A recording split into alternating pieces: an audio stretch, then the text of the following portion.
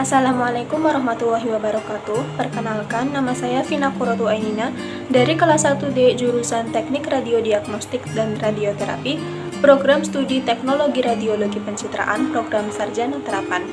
Dalam video ini, saya akan menunjukkan tentang pembiasaan sikap perilaku berakhlakul karimah dan pengamalan amal soleh dalam kehidupan sehari-hari dengan tema kewajiban menuntut ilmu dan mengamalkan ilmu pengetahuan, teknologi, dan seni. Menuntut ilmu adalah kewajiban setiap manusia yang telah dimulai sejak dilahirkan hingga ke liang lahat. Oleh sebab itu, setiap manusia wajib untuk belajar, baik jalur pendidikan formal maupun informal. Karena belajar merupakan kunci untuk memperoleh ilmu pengetahuan. Ilmu sangat penting bagi kehidupan manusia, antara lain sebagai sarana untuk mengungkapkan fakta yang belum diketahui, sebagai alat bagi manusia untuk bisa bertahan hidup, untuk mengembangkan teknologi dan informasi, mempermudah komunikasi, mempermudah pekerjaan, dan waktu yang digunakan juga lebih efisien, dan informasi yang diperoleh juga akurat.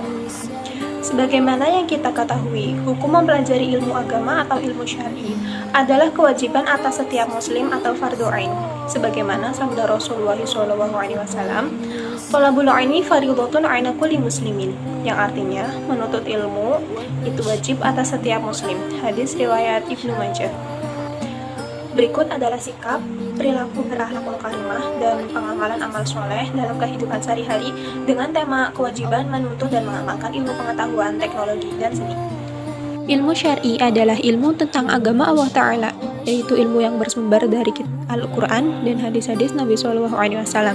Di sini saya menghadiri kajian tasawuf yang diisi oleh Habib Muhammad bin Farid Al-Mutahhar. Beliau menerangkan tentang keutamaan sholawat Nabi dan mengajarkan bagaimana sholawat yang baik dan benar. Di antara hal yang penting dalam menuntut ilmu yang harus diperhatikan adalah kesungguhan atau fil jiddi, sikap kesungguhan yang terus-menerus atau al-muwazabah, dan komitmen atau al-muzalimah. Tiga sikap ini harus ada dalam diri pelajar dan berjalan beriringan. Tidak dapat hanya salah satu saja.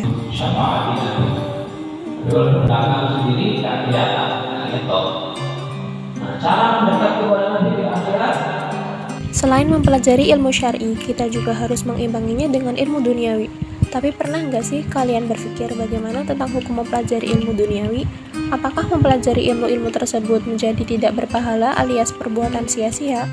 Syekh Muhammad bin Shalih Al-Utsaimin rahimahullah ta'ala pernah ditanya, apakah mempelajari ilmu seperti ilmu kedokteran dan industri termasuk tafaqquh fiddin atau mempelajari agama Allah Ta'ala? Beliau rahimahullah ta'ala menjawab, ilmu-ilmu tersebut tidaklah termasuk dalam ilmu agama atau tafaqquh fiddin, karena dalam ilmu-ilmu tersebut tidaklah dipelajari Al-Quran dan As-Sunnah. Akan tetapi ilmu tersebut termasuk dalam ilmu yang dibutuhkan oleh umat Islam.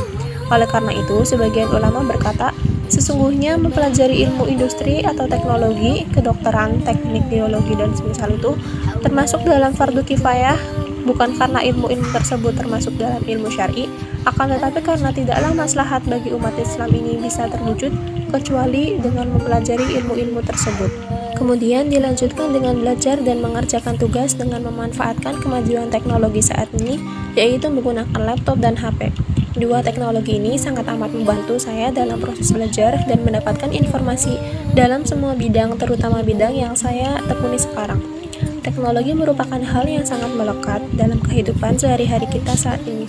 Dalam Islam sendiri, tidak pernah mengekang umatnya untuk maju dan modern.